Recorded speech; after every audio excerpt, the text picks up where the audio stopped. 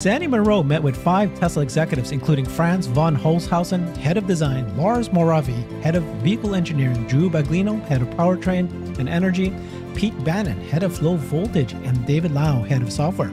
Today, we're going to watch the video where a number of manufacturing nuggets were shared. Things like the reuse of the front castings, powertrain platforming, and new processes in manufacturing. We have Jeff Lutz joining us, and he has run factories before. He's very familiar and aware of some of the points that they made, and it's great to get his feedback. Thank you so much, Jeff.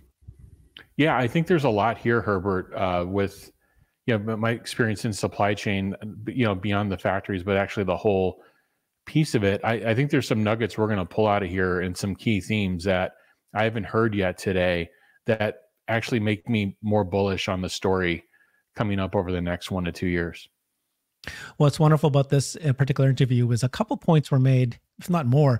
You've been saying a few times in several of our shows already. The first one I'm going to talk about is the software. A lot of us were asking, why isn't there already a partnership with other vendors on software? And David Lau explains a little bit that you'll hear here, but he requires a software plus hardware. They come together. So why don't we play that a little bit?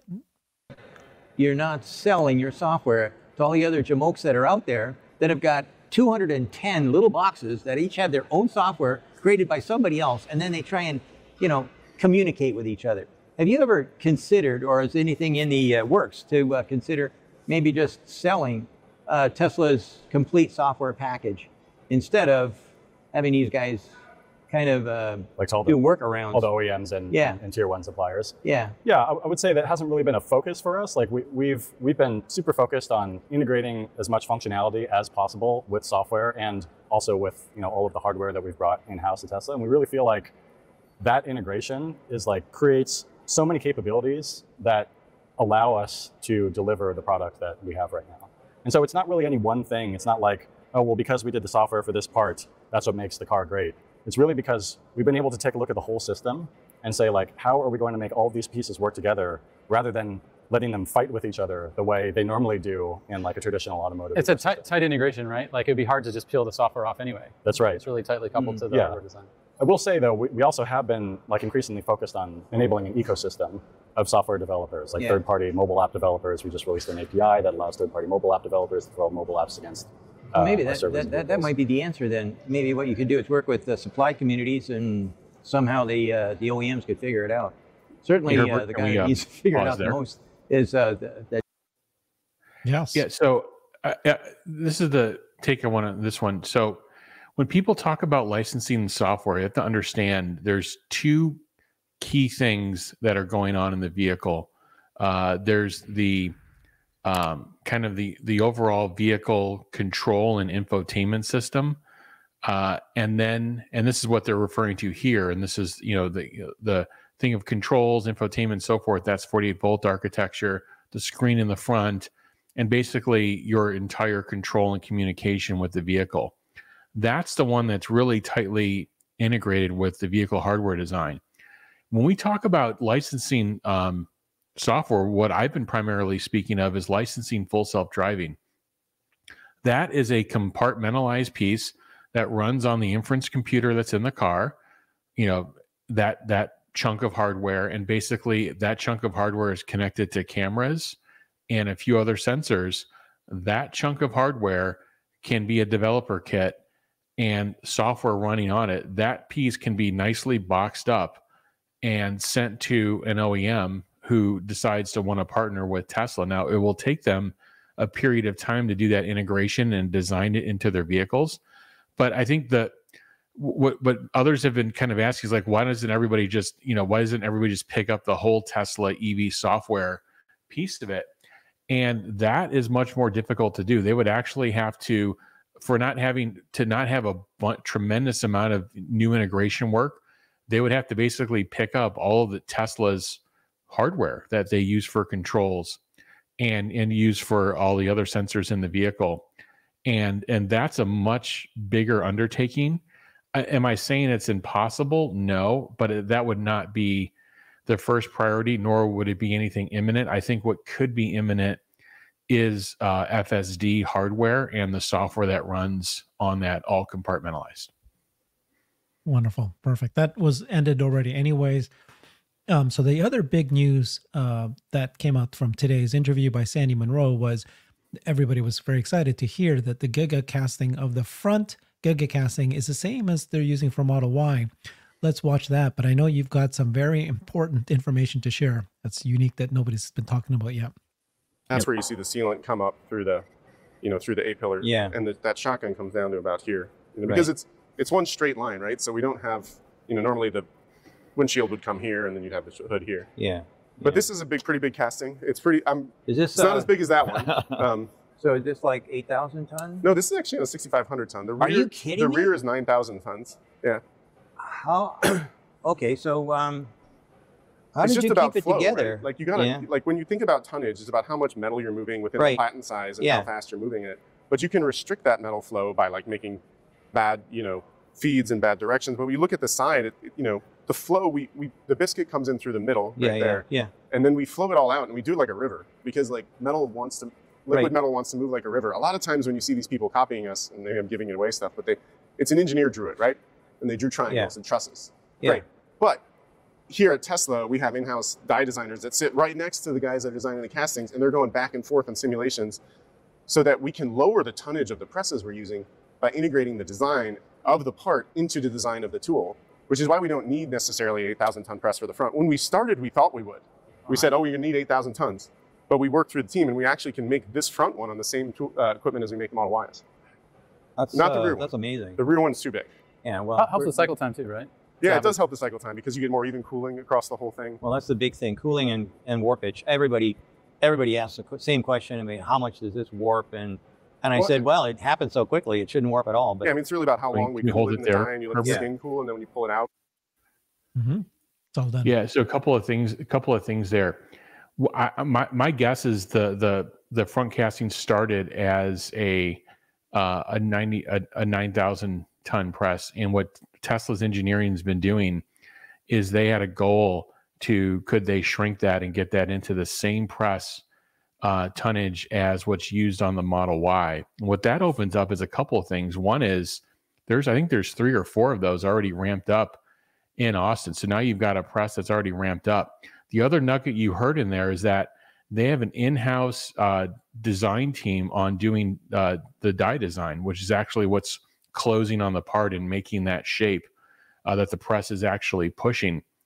The other thing is they started, and this is going to happen too, as soon as the Cybertruck is out in the wild, every car manufacturer that has any intention of using a casting is going to buy one, or building a truck is going to buy one and tear it down. And they're going to see exactly what Lars was already showing in the video in terms of their approach to how to minimize how much tonnage is how much force is needed in that press. And the final thing is, this has been a struggle. Basically, what they're trading off on are cycle time and warpage. And any time that you cast something, what it comes out, the battle is there any dimensional nonconformity, and that's what they've been working on probably for a number of years, I would guess, to number one, get it working in the bigger press, and then number two, probably step it down to the smaller press size. So what this tells me is, when you think of the big tooling and CapEx budget for Cybertruck, tells me that they're going to ride down that curve a little bit faster. Again, this is one big part of the vehicle. This isn't everything. There's a lot of new and unique tooling to build a Cybertruck, but getting, the fact that they can basically leverage the depreciation curve of the Model Y casting machine tells you that'll help take the cost structure down much more quicker, because they're going to get a lot more volume and a lot more leverage back and forth between using the Model Y casting machine. All they're doing is plugging and playing with the dies. So, and the fact that they have that in-house team, usually that's an outsourced function. Some companies have it, some companies don't, but the fact that they have that team in source, I think, is a good idea. It tells you that they're going to be continuing to grow and advance their approach to casting. So a lot of really, really strong nuggets. It's not just reusing of the smaller casting machine. It's going to take the cost structure down, and help it ride that depreciation curve faster, help it ramp faster as well. And they really have to be focused on then bringing up the other press for the 9,000 ton machine. Yeah, you've been saying that quite a bit. Reusing parts is a big deal for cost of goods and margins, and this is a very good sign that they can use the good casting for the front, at least using the same one as Model Y. Let's talk power conversion. One of the big features that Cybertruck came out with is bi-directional power, and let's listen to how that all works. So this is the left controller in the car. So it's 48 volts. This is one of the ether loop connections. Have a peek at that. That does not look like an ether cable. It's a standard twisted pair shielded cable. Yeah. And then this is another one going to the rear controller. And then this right here is the switch tank converter. So that does 48 to 16 volts and it's bi-directional.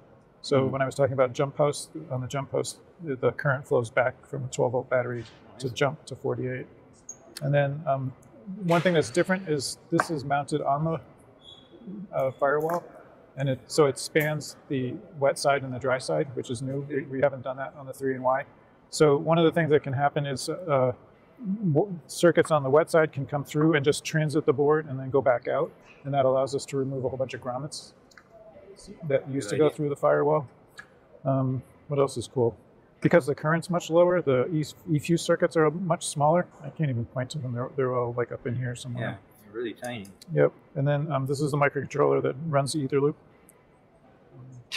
Really? All by itself? That's amazing. What's this chip doing here? That's another microcontroller that does a lot of the PWMs for like controlling window motors and things like that. Yeah. It looks really compact. It is. Yeah. Well, the problem that we're facing now is that it's dominated by the connectors.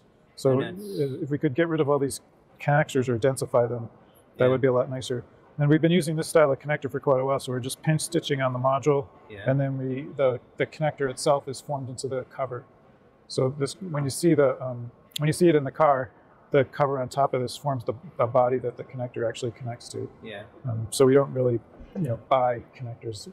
Like for example, like this one where the shield is already in there. So Jeff, this is Pete Bannon. He's now in charge of Dojo. We did a show on that now. So he looks like he's quite the expert in chips and trying to make things smaller and just very easily to plug in. What did you get from that conversation? I look at that design as something that they're going to continue to try to miniaturize, reduce connector size, reduce pin count, and that will be something that they will leverage into the next 48 volt vehicle.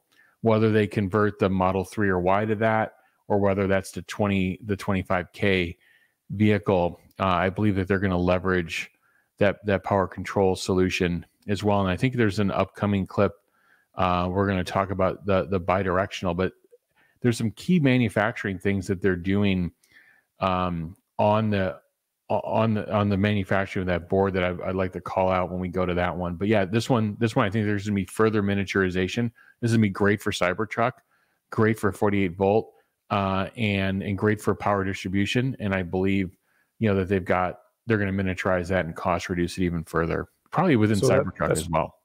Pretty fun. And then because of 48 volts reducing the current, that reduces the loss. So when you see it in the car, the heatsink is significantly smaller.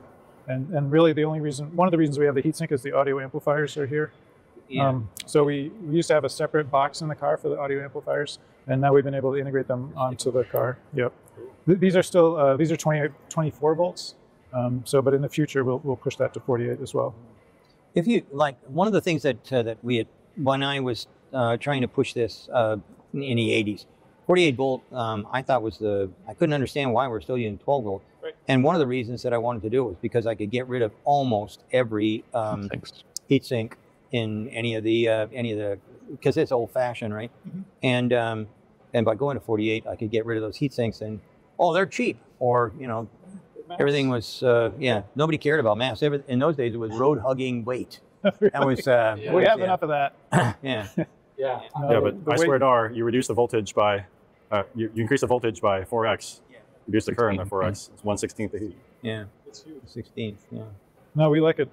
And that's a good idea. I can hardly wait to see who comes in second. It always seems to me that you guys pave the way, and then everybody else becomes an expert, and usually the guy that comes in second, Wall Street throws rocks at them as well, saying that they've done another dumb Tesla thing. And that's what happened with what's his name, Jim Farley, when he went to your connector, the North American, and now everybody's done. He looks a little Everybody smarter except now. Volkswagen is not doing it. Yeah, well, that domino will fall eventually. Yeah. So here we are. Yeah, this is you've taken apart a couple power conversion systems, I know. Yeah. So this is none of them look like that. This is the next generation power conversion system. We call it the PCS2 at Tesla, where we've gone to everything being surface mount reflow process and no through hole based parts. Can we pause there for a second, Herbert? It's a switch tank converter, so that does 48. Mhm. So that move to going everything to be surface mount, that's a big move. The communications industry did that a couple of decades ago. For power conversion, it's a little bit more difficult. But the fact they must have done a couple of custom modules on that. But that's a big move. So what that allows them to do is allows them to select smaller components, smaller lead sizes, which is great for any high frequency communications. Have basically less loss in the system, and then with everything being surface mount, they can basically do one run through reflow to get everything soldered, and they can have components on the bottom side. So I'm sure if you were able to flip that, there would probably be components on the bottom side of that as well. You can't do that if you have through-hole components that you're dropping in. If the board gets flipped, those aren't soldered down. They basically fall out. So a lot of reasons to go surface mount for miniaturization, for heat, for better performance, and cost, and then and it'll be a much faster manufacturing time to build that board. So again, they'll continue to work and iterate that, but that's a really what Drew is showing there is that's a pretty big move in terms of the functionality and capability of that board. And the fact that they're able to get it to surface mount, that's great. Where we've gone to everything being, surface mount reflow process and no through hole and increasing gravimetric power density. One of these PCS2s in the truck does 11.5 kilowatts continuous bidirectional on the charge port. Oh. You can power the house. Okay, so that's the other question I had. Can I power my house? You can power your house, 11.5 kilowatts continuous, 110 amps of like inrush current capability for, you've got your air conditioning units or whatever in the house. We've got 4 120 volt outlets and one 240 volt outlet. The 240 volt outlet is in the bed, so you can just charge another EV right off the back, or do whatever you want to do with 240 volts in that. And we've got 3 kilowatts of 48 volt power, all in this object. You've got your 4 power stages there on the high voltage side, the 2 power stages on the 48 volt side. So what does it look like if you get the extended range version? Because I know that there's something coming out with extended range, right? What is what? That was it. Thoughts on the bidirectional?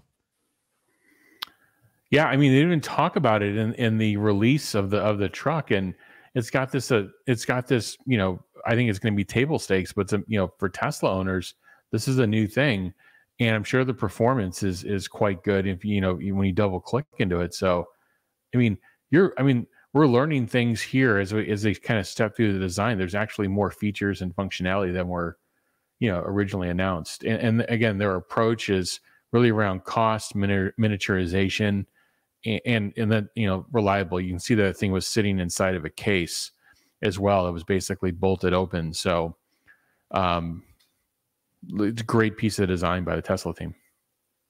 Okay, let's watch Lars now when he talks a little bit of, he shares a little bit of new things that they're doing with manufacturing.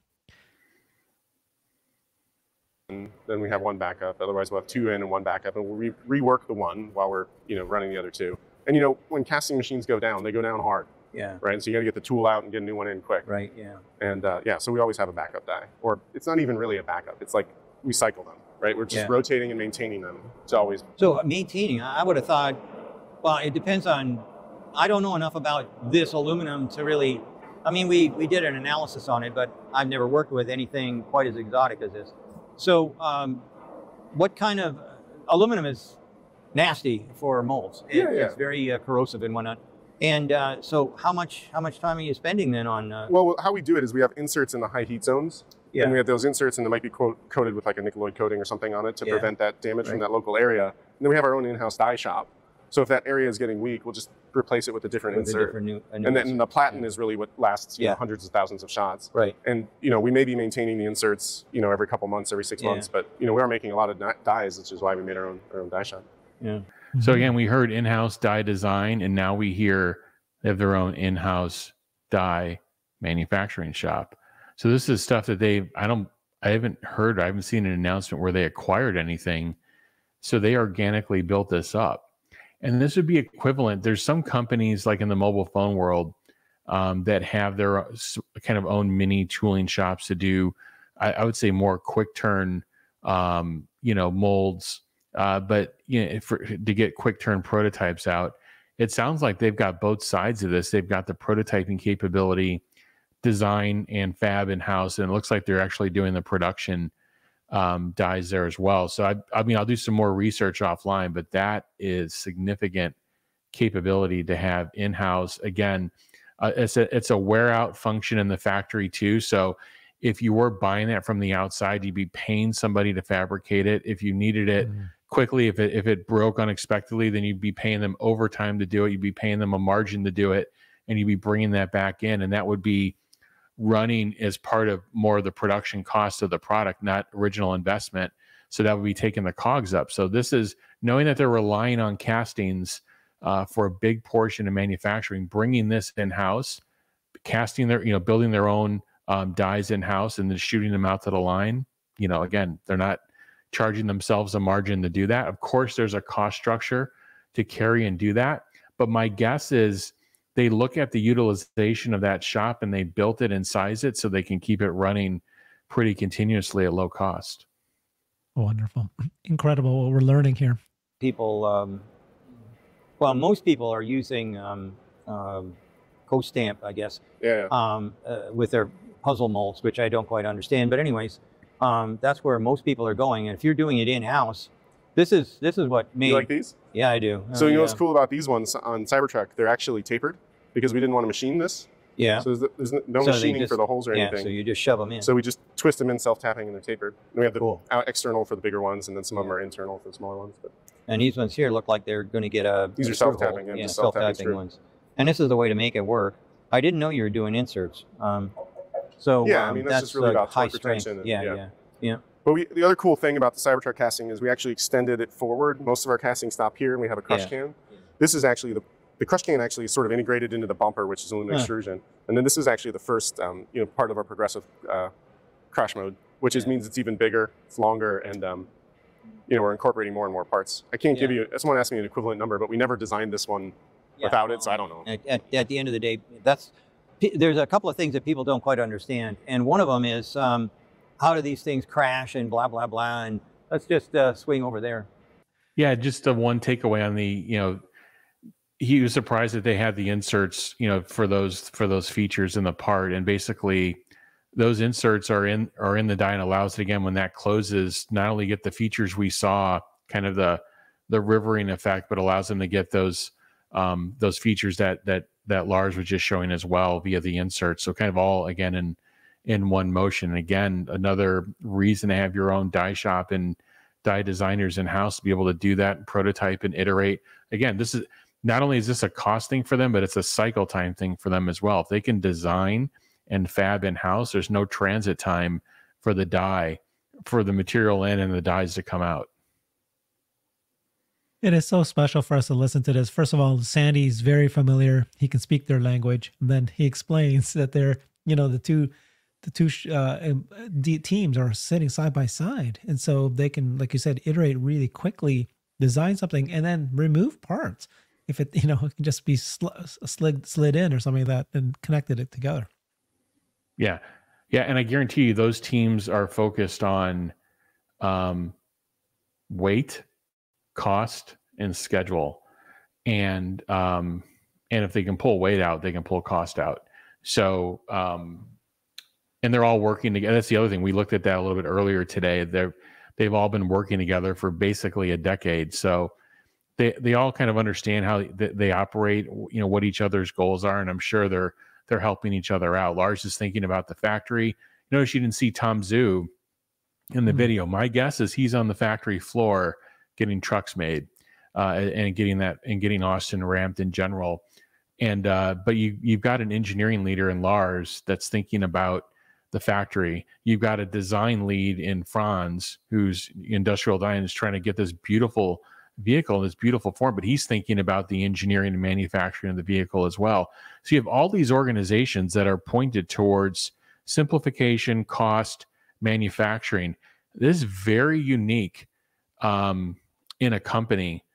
Normally it's a little bit more siloed. Unfortunately, it's not the right way to go. And you don't have a CEO that's on top of it. That's really all about, shaving every dollar and every penny out of it. And that culture, you can tell, permeates the rest of the team. They're rewarding themselves for simplicity. They're rewarding themselves for taking cost out. It's not just delivering the feature, it's delivering it inside of the box, cost, quality, volume, and schedule. And they're figuring that out. So, but that is a very, key group of individuals to get together in one conversation. Okay, that is a giant point. Thank you so much, Jeff. Let's get started on the most exciting thing, I think, for me and for many of us, is the 48 volt. Let's just watch a little bit of it, and I'm curious to get your opinion on that revolution that they've done here. And on the 48 volt system, as you may have heard, when we got the Model Y, the second one, we started tearing it apart. I was very disappointed that it didn't have, I thought it was going to have a 48 volt system, and there it was not there. So not for lack of trying. Not for lack of trying? No, we didn't really try. I mean, part of the problem is that we have a tremendous amount of manufacturing capacity in place to build 12 volt things for Model Y, and we don't really want to rebuy all that capacity and retool it for 48 volts. So 48 volts is very much a forward-going thing. As we redesign new cars and introduce new cars, or we have to increase capacity, then that's an opportunity, since we have to go buy new tooling anyway, to switch to 48 volts. Yeah. And that's sort of true for a lot of the capabilities across the car. So how much of the system did you have to make? I'm assuming connectors, sensors, what else? All the motors had to be redone. Yeah. A lot of the, there's even little simple things like, how are you going to jump the car? So we had to figure out how to do a 48 volt car. And so there's a really nice switch tank converter circuit that allows us to detect whether you've attached a 12 volt thing and boost it to 48, or whether you've attached a 48 volt thing and then just jump the car straight away. So there's a lot of little things like that go into making 48 volts work smoothly. Yeah. So let's talk about this concept around Model Y and 48 volt. If you remember, I think there's one of the reviewer videos, they talked about Tesla making a manual about the 48 volt and, how do you design a 48 volt system and sending it to all the auto CEOs. Why did they do that? What Pete alluded to is the tooling that's involved with 48 volt versus 12 volt. You think of all the motors, you think of all the connectors, you think of even the audio system and the connections into the audio system as well, and the inputs into audio. All these things had to be retooled for 48 volt. So what a beautiful approach. The reason you wouldn't do it on the Model Y is the Model Y is a vehicle that's at a 1.3 million, I guess, per year run rate. If you run into a problem, first off, you've got to ramp that whole architecture from scratch. And if you run into a problem, your run rate on that vehicle is many, many times what it would be on the Cybertruck. So doing this on the Cybertruck is going to allow them to detect and resolve issues very quickly, not have huge exposure in the field, and they continue to iterate, get it right on the Cybertruck. And really, I would say within the next year, they've already laid out that architecture for how it would work in the 25K car. And within the next year, there's going to be this overlap of 48 volt orders for Cybertruck and 48 volt orders for the 25K car. And the 25K car is going to really help bring all the tooling costs down of 48 volt, and then start sharing it now with the Cybertruck. So instead of the Cybertruck being up here in tooling cost, now you're going to have these orders on the system for the 25K car, again, well in advance of us seeing the 25K car. That's going to help bring the tooling costs down of 48 volt on Cybertruck. So controlled introduction on Cybertruck, carried over into future vehicles. Future vehicles will bring the cost structure down faster than what we believe if it were Cybertruck alone. And that explains why the Cybertruck was delayed beyond the 2 years of the supply chain. They really wanted to perfect this, but they weren't in a rush. I mean, they got hit by the critics saying it's delayed. But when it comes out, they'd spent a lot of time to make sure this is done right. Yeah. So, I'm astounded by how much new, how everything inside of this vehicle is new. Everything inside. I mean, I'm astounded that they were able to, as someone that's delivered programs before, consumer electronics, when you stack that many new things, your probability of being, I mean, I'm surprised you're able to get all these things together and get it out the door in one vehicle. This is a huge undertaking, is what Tesla's done here. So we have switched to Ether loop. So we have a gigabit Ethernet loop in the car that connects all the high-speed controllers together. It's bi-directional for redundancy, and that's turned out really well. So the number of wires that go across the car has been reduced dramatically, even though the number of endpoints went up. So the total mass of wires is way down, and the average length of wires is significantly shorter. Because then we can put the endpoints where the controllers are, rather than putting the endpoints wiring, routing a bunch of wiring to an endpoint that has to connect to a controller halfway across the car. Yeah. So like audio flows around on Ethernet and gets distributed to speakers all around the car. So then there's no audio overlay for wires.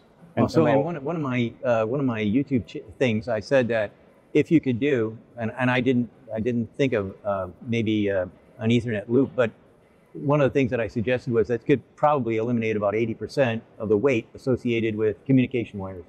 How close did I come? I don't actually know that number, but what? Oh my God. Well, he comes back later, pulls out a piece of paper, and he says it's actually closer to, well, he guessed 50% less reduction. Yeah. And that's significant from a mass perspective. The lower the mass, the smaller the battery they need. Lower gauge, smaller gauge wire, less power, less heat. So this is a big undertaking. This is the perfect vehicle, I believe, to do this on. And they're going to take the cost structure. They're going to take the design cost structure down of this further. When they build smaller vehicles, they'll need obviously even less wiring, less controls, and then they would have taken the cost structure down and helped actually share the cost burden and pull it away from Cybertruck into the other vehicles. So there's a lot of good stuff happening here.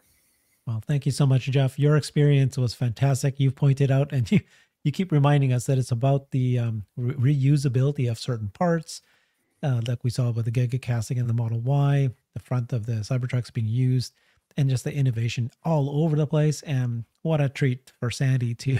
You can see his eyes light up over and over again because it's just brilliant. This is going to be a big deal. They platformed a number of elements in this vehicle that I was surprised that they did, that they will, they'll be able to pull from existing vehicles as well as distribute to future vehicles. And that's going to pull the cost structure of the Cybertruck down maybe faster than some believe. Now, what will be the drag on Cybertruck is its manufacturing, its velocity through the factory. But if they can get more of the supply base onto these 48-volt parts, if they can share more of the componentry for the motors. The motors aren't exactly the same, but if they can share more of that, they're going to take the cost structure down of this a little bit faster than some things. It's going to really come down to what output, or how close can Tom Zhu get to his output rate goal in the Gigafactory. And but they're going to get the supply base down, I think, pretty quickly.